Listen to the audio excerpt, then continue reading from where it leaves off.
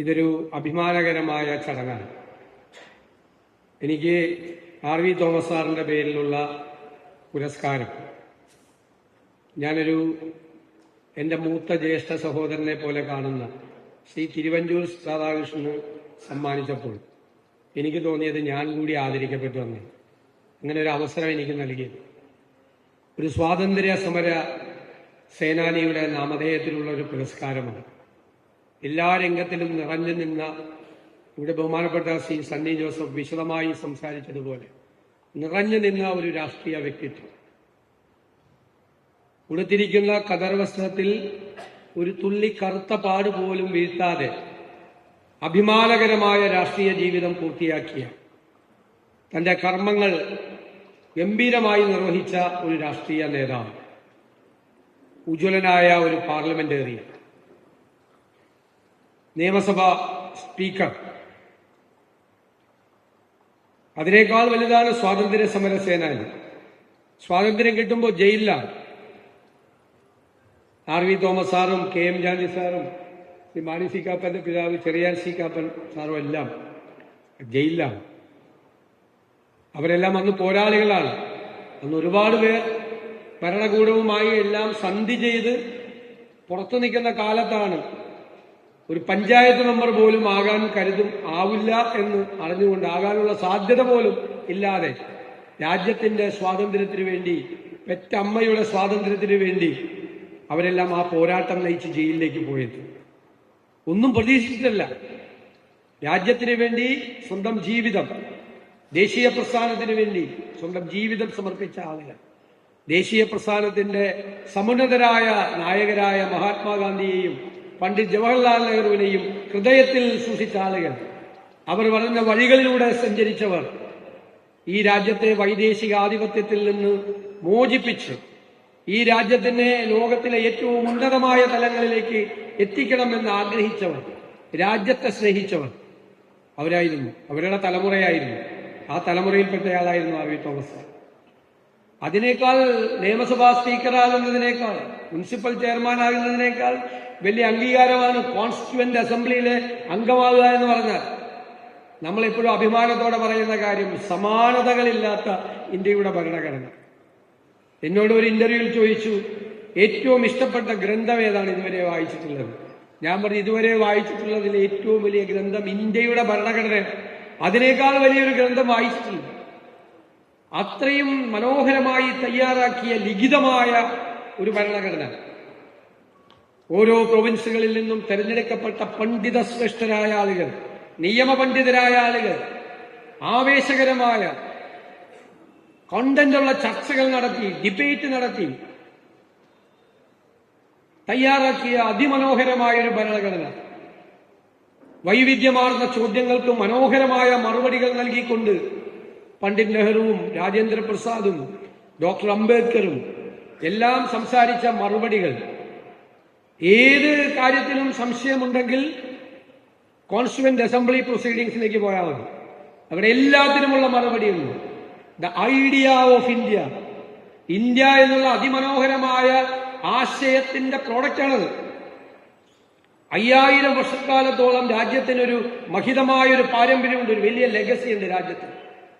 ലോകത്തിന്റെ വിവിധ ഭാഗങ്ങളിൽ നിന്ന് വന്ന എല്ലാ വൈവിധ്യങ്ങളെയും ജനപദങ്ങളെയും മതവിഭാഗങ്ങളെയും എല്ലാം ഇരുകൈകളും നീട്ടി സ്വീകരിച്ചൊരു പാരമ്പര്യം. ഇൻക്ലൂസീവായിരുന്നു രാജ്യം. സംഘർഷങ്ങളൊക്കെ ഉണ്ടായിട്ടുണ്ട്. അതിന്റെ തുടർച്ചയായിരുന്നു ദേശീയ പ്രസ്ഥാനം. ഗാന്ധിയും നെഹ്റുവും ഈ രാജ്യത്തുടനീളം സഞ്ചരിച്ച് എല്ലാവരെയും ചേർത്ത് പിടിച്ചു. ഈ കേരളത്തിൽ, ഈ ചെറിയ സംസ്ഥാനത്ത് വിമാനങ്ങളില്ലാതിരുന്ന കാലത്ത് തീവണ്ടിയിലെ 3-ാം ക്ലാസ് കമ്പാർട്ട്മെന്റിൽ കയറി 33 സ്ഥലത്ത് വന്ന് പ്രസംഗിച്ചിട്ടുണ്ട് മഹാത്മാഗാന്ധി. വൈക്കം സത്യാഗ്രഹത്തിന് പിന്തുണയുമായി ഇവിടെ എത്തിയിട്ടുണ്ട്. ഗുരുവായൂർ സത്യാഗ്രഹത്തിന് പിന്തുണ നൽകിയിട്ടുണ്ട്. വലിയ ജാതീയതയ്ക്കും വർഗീയതയ്ക്കുമെതിരായി പോരാട്ടം നടത്തിയിരുന്ന നവോത്ഥാന നായകൻ ശ്രീനാരായണ ഗുരുദേവനെ ഗാന്ധി പോയി ശിവഗിരിയിൽ സന്ദർശിച്ചിട്ട് ഒരു നൂറ്റാണ്ടാവുകയാണ്. അധസ്ഥിത വർഗത്തിന്റെ പടത്തലവനായ അയ്യങ്കാളിയെ വെങ്ങാനൂരിലുള്ള വസതിയിൽ പോയി കണ്ടു. പിന്നീട് അദ്ദേഹം എഴുതി, രാജ്യത്തിന്റെ സ്വാതന്ത്ര്യം രാഷ്ട്രീയ സ്വാതന്ത്ര്യത്തിന് വേണ്ടി മാത്രമുള്ള പോരാട്ടമല്ല ഇനി സ്വാതന്ത്ര്യ സമരം. രാഷ്ട്രീയ സ്വാതന്ത്ര്യത്തിന് വേണ്ടി നടക്കുന്ന പോരാട്ടത്തോടൊപ്പം നൂറ്റാണ്ടുകളായി ജീവിതത്തിന്റെ പിന്നാമ്പുറങ്ങളിൽ മാത്രം ജീവിക്കാൻ വിധിക്കപ്പെട്ട ജനസമൂഹങ്ങളെ ജീവിതത്തിന്റെ മുഖ്യധാരയിലേക്ക് കൈപിടിച്ചു കൊണ്ടുവരുന്നതിന് വേണ്ടി കൂടി നടത്തുന്ന സമരമായിരിക്കും. അത്ര ഇൻക്ലൂസീവ് ആയിരുന്നു. ഞാൻ എപ്പോഴും അഹങ്കാരത്തോടെയും അഭിമാനത്തോടു കൂടിയും പറയും, എല്ലാ അരുവികളും നദികളിലെത്തുന്നു, നദികൾ കടലിലെത്തുന്നത് പോലെ വൈവിധ്യമാർന്ന എല്ലാ ആശയങ്ങളും അവസാനം ഒന്നിച്ചു ചേരുന്ന മഹാസാഗരമായിരുന്നു നമ്മുടെ ദേശീയ പ്രസ്ഥാനം. എല്ലാത്തിനെയും ചേർത്ത് പിടിക്കുന്നത് അതിന്റെ പ്രോഡക്റ്റാണ്. ആ ഇന്ത്യ എന്നുള്ള ആശയത്തിന്റെ പ്രോഡക്റ്റാണ് നമ്മുടെ ഭരണഘടന. ആ ഭരണഘടന തയ്യാറാക്കുന്ന ഒരു ഭരണഘടനാ അസംബ്ലിയിൽ ഇരിക്കുന്നതിനേക്കാൾ വലിയൊരു സ്ഥാനം വേറെന്താ ഉള്ളത്? അതിനേക്കാൾ വലിയ സ്ഥാനം. ആ സ്ഥാനത്തിരുന്ന ആളാണ് ആർ വി തോമസ്. അദ്ദേഹത്തിന്റെ പേരിലുള്ള പുരസ്കാരമാണ് ശ്രീ തിരുവഞ്ചൂർ രാധാകൃഷ്ണൻ ഏറ്റുവാങ്ങിയത്. ഞാൻ കോട്ടയത്തുകാരുടെ മുമ്പിൽ വന്ന് പാലായിൽ വന്ന് നിന്നുകൊണ്ട് തിരുവഞ്ചൂർ രാധാകൃഷ്ണനെ കുറിച്ച് ഞാൻ പറഞ്ഞാൽ അത് അധിക പ്രസംഗമാണ്. ഞങ്ങളെല്ലാം അത്ഭുതത്തോടു കൂടി എപ്പോഴും നോക്കിക്കാണുന്ന ഒരു ജനപ്രതിനിധിയാണ്. ഞാൻ കേരളത്തിൽ ഇത്രമാത്രം തന്നെ തിരഞ്ഞെടുത്ത ജനങ്ങളോട് ഇത്രമാത്രം കമ്മിറ്റ്മെന്റ് ഉള്ള മറ്റൊരാളെ കണ്ടിട്ടുണ്ട്. ഞങ്ങളൊക്കെ വോട്ട് കിട്ടി ജയിക്കാറുണ്ട്, പക്ഷെ അദ്ദേഹത്തിന്റെ അടുത്തെത്താൻ പറ്റില്ല കാര്യം. ചിലപ്പോ തിരുവനന്തപുരത്ത് ഇന്ന് വർത്തമാനം പറഞ്ഞുകൊണ്ടിരിക്കുന്ന സമയത്ത് കോട്ടയത്തേക്ക് വരും അസംബ്ലിയിൽ, എന്നിട്ട് രാത്രി 1 മണിക്കും 2 മണിക്കും വരും. ഞാൻ പറഞ്ഞിങ്ങനെ യാത്ര ചെയ്യും. അതിവിടെ എത്തിച്ചേരേണ്ട കാര്യമുണ്ടെന്ന് പറഞ്ഞാൽ അവിടെ ഒന്നും കാരണമില്ല. ഇവിടെ എത്തിയിരിക്കും, ഇവിടെ എല്ലായിടത്തും എത്തിയിരിക്കും, എല്ലാ സ്ഥലത്തും പ്രസൻസ് ഉണ്ടാവും, എല്ലാ കാര്യങ്ങളിലും ഇവിടെ വരും. ജനപ്രതിനിധി ഒരുപാട് പോരാട്ടങ്ങളുടെ വഴികളിലൂടെ സഞ്ചരിച്ചു വന്നവരാണ്. വിദ്യാർത്ഥി യുവജന പ്രസ്ഥാനത്തിന് സമഗ്രമായ നേതൃത്വം കൊടുത്തു. എനിക്ക് തോന്നിയത് വൈകിയാണ് അദ്ദേഹത്തിന് ജനപ്രതിനിധിയാകാൻ പറ്റും. അതിനൊക്കെ എത്രയോ മുമ്പ്, എത്രയോ വർഷം, ഒരു പതിറ്റാണ്ടിന് മുമ്പ് ജനപ്രതിനിധി ആകേണ്ടിയിരുന്ന ആളാണ്. ഞാൻ കഴിഞ്ഞ ദിവസം ഒരു യോഗത്തിൽ പറഞ്ഞു, ഈ ചില ചർച്ചകളൊക്കെ വരുമ്പോ ഈ ചിലര് ഭയങ്കര പോപ്പുലർ ആണെന്ന് പറഞ്ഞു. 91 ജയിച്ചു വന്ന ടീമിൽ, കോൺഗ്രസിന്റെ ടീമിൽ അദ്ദേഹം മാത്രമേ ഉള്ളൂ. ബാബുചേട്ടനുണ്ട്, കെ ബാബുചേട്ടൻ. അദ്ദേഹത്തിന് ഒരു വണ്ടി മിസ്സായി. ഇടയ്ക്ക് ഒരു ടൈം പോയി, ഒരു വണ്ടി മിസ്സായി ആണ് ഞാൻ പറഞ്ഞത്. ഇതൊരു വണ്ടി മിസ്സാകാതെ 3 പതിറ്റാണ്ട് പൂർത്തിയാക്കിയാണ് ഒരു ജനപ്രതിനിധി. ഉമ്മൻചാണ്ടിയെ പോലെ ഒരു ജനപ്രതിനിധി അത് പൂർത്തിയാക്കിയാണ് പൂർണ്ണമായ കമ്മിറ്റ്മെന്റോടുകൂടി. എനിക്ക് അദ്ദേഹത്തോടുള്ള ഏറ്റവും വലിയ ബഹുമാനം, കോട്ടയത്ത് ഇപ്പൊ കോൺസ്റ്റിറ്റ്യുവൻസിയാണ്, മണ്ഡലം ജയിക്കണം നോക്കണം, അതല്ല. അടൂര് താൻ ജനപ്രതിനിധിയായ സ്ഥലത്ത് ഒരു ചെറിയ കാര്യം ഉണ്ടെങ്കിൽ അവിടെ എത്തിയിരിക്കും. പോകേണ്ട കാര്യമൊന്നുമില്ലല്ലോ.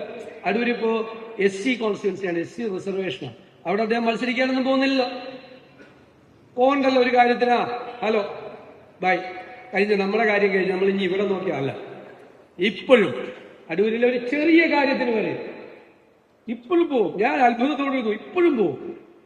ഒരു ലാഭമില്ലല്ലോ. അതുകൊണ്ട് പോയോണ്ട് എന്തെങ്കിലും പ്രത്യേകത ഉണ്ട്? ഏതെങ്കിലും കാലത്ത് അവിടെ മത്സരിക്കാൻ പോകണ്ടോ? അവിടെ റിസർവേഷൻ സീറ്റാണ്. പക്ഷെ തന്നെ ആദ്യമായി ജനപ്രതിനിധിയായി അയച്ച ഒരു ജനതയോടുള്ള ഒരു കമ്മിറ്റ്മെന്റ് ഒരു ജനപ്രതിനിധി എങ്ങനെ ചെയ്യണം എന്നുള്ളത്. അദ്ദേഹം മികച്ച അഡ്മിനിസ്ട്രേറ്റർ ആയിരുന്നു, മികച്ച അഡ്മിനിസ്ട്രേറ്റർ. നമ്മൾ ചെന്നൊരു കാര്യം പറഞ്ഞാൽ നമ്മളെ കൈകാര്യം ചെയ്യാൻ അറിയാം, അത്രേ ഉള്ളൂ. നിങ്ങളെ കൈകാര്യം ചെയ്യും, എന്നെയും കൈകാര്യം ചെയ്യും, എല്ലാവരും കൈകാര്യം ചെയ്യും. അതിനുള്ള എല്ലാ പരിപാടിയും അതാ അവിടെ നിന്ന് പഠിക്കേണ്ടതാണ് കുറെ കാര്യങ്ങൾ. ഞങ്ങളൊക്കെ ഗുരുസ്ഥാനീയനായിട്ടാണ് അദ്ദേഹത്തെ കരുതിയിരിക്കുന്നത്. അത് നമ്മൾ ചെന്നൊരു കാര്യം പറഞ്ഞാൽ നടത്താൻ പറ്റുന്നതാണെങ്കിൽ നടത്തിത്തരും, നടത്താൻ പറ്റാത്ത കാര്യമാണെങ്കിൽ നമുക്കൊരു വിഷമമായിട്ട് അവിടെ നിന്ന് ഇറങ്ങി പോകുന്നില്ല. അതൊക്കെ നമ്മളെ കൈകാര്യം ചെയ്ത് നമ്മളവിടെ പോകും. അത് നമുക്കൊന്നും ഇതുവരെ പഠിക്കാൻ പറ്റിയിട്ടില്ല.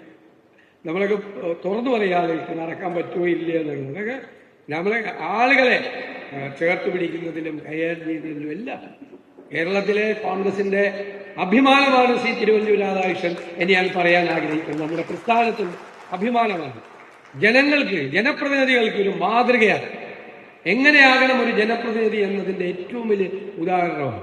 എനിക്കെപ്പോഴും കാണുമ്പോൾ അസൂയാണ്. എനിക്ക് അതുപോലെ എൻ്റെ പറവൂരിനോട്, അദ്ദേഹം കോട്ടയത്തോട് ചെയ്യുന്നത് പോലെ എൻ്റെ പറവൂരിനോട് എനിക്ക് നീതി അത്രയും പുലർത്താൻ കഴിയുന്നില്ലോ എന്നുള്ള സങ്കടവും അസൂയയും എനിക്ക് അദ്ദേഹത്തോടുള്ള ആളാണ്. ഞാൻ ഇടയ്ക്കിടയ്ക്ക് പറയും, അത് കഴിഞ്ഞിട്ടുള്ള വേറെ ഏത് കാര്യം, കുടുംബം പോലും അത് കഴിഞ്ഞിട്ടേ ഉള്ളു വേറെ കാര്യം. അതുപോലെ ജനകീയനായി, നല്ല ജനപ്രതിനിധിയായി, എന്താണെങ്കിലും നിയമസഭയിലുണ്ടാവും. പുറകെ തിരിഞ്ഞു നോക്കുമ്പോൾ ഞാൻ പ്രസംഗിച്ച് വല്ല കുഴപ്പമുണ്ടാകുന്ന ഇങ്ങനെ നോക്കുന്നത് ആ മുഖത്തേക്കാണ്. അപ്പൊ മുഖം കണ്ടാ അറിയാം ഇവർ രണ്ടുപേരും ആണ്, രണ്ടുപേരുടെയും മുഖത്തേക്കാണ് നോക്കുന്നത്. അവരുടെ രണ്ടുപേരുടെയും മുഖത്ത് നിന്നാണ് ഒരു കോൺഫിഡൻസ് കിട്ടുന്നത്. അത് നമ്മുടെ വിഷ്വലൊക്കെ കണ്ടു കഴിഞ്ഞാൽ അതിന് പുറകിൽ അവരെ അത്രമാത്രം നമുക്ക് സപ്പോർട്ട് ചെയ്ത് അവരെ രണ്ടുപേരെയും സംബന്ധിച്ചിടത്തോളം പ്രായത്തിലും പ്രസ്ഥാനത്തിലും വളരെ ജൂനിയറാണ്. ഞാൻ സ്കൂളിൽ പഠിക്കുന്ന അദ്ദേഹം യൂത്ത് കോൺഗ്രസ് സംസ്ഥാന പ്രസിഡന്റ്. ഞാൻ സ്കൂളിൽ പഠിക്കും. അത്രയും സീനിയർ ആയിട്ടുള്ള ഒരാളാണ്. ഞാൻ അത്രമാത്രം മുദ്രാവാക്യം വിളിച്ചിട്ടുണ്ട്. സണ്ണി വക്കീൽ പങ്കെടുത്ത ആ പദയാത്രയിൽ ഞാൻ മുദ്രാവാക്യം വിളിച്ചിട്ടുണ്ട്. ശ്രീ തിരുവഞ്ചൂർ രാധാകൃഷ്ണൻ. എനിക്ക് അഭിമാനമേ ഉള്ളൂ. ഞാൻ മുദ്രാവാക്യം വിളിച്ചിട്ട് ഞാൻ സ്കൂൾ വിദ്യാർത്ഥിയായിരിക്കുമ്പോൾ ശ്രീ തിരുവഞ്ചൂർ രാധാകൃഷ്ണൻ. അതിലെനിക്ക് അഭിമാനമുണ്ട് ഇപ്പോഴും ഓർക്കുമ്പോൾ. അങ്ങനത്തെ അദ്ദേഹത്തിന് ഇന്നൊരു അവാർഡ് സമ്മാനിക്കാൻ കഴിഞ്ഞു. അത് ആർ.വി. തോമസ് സാറിന്റെ പേരിൽ അത് കൊടുക്കാൻ കഴിഞ്ഞു എന്നുള്ളത് ഏറ്റവും സന്തോഷകരമായ കാര്യമാണ്. അത് നിങ്ങളുടെ എല്ലാവരുടെയും അനുവാദത്തോടെ അത് നിർവഹിച്ചതായി അറിയിച്ചുകൊണ്ട് ഞാൻ എൻ്റെ വാക്കുകൾ ചുരുക്കും.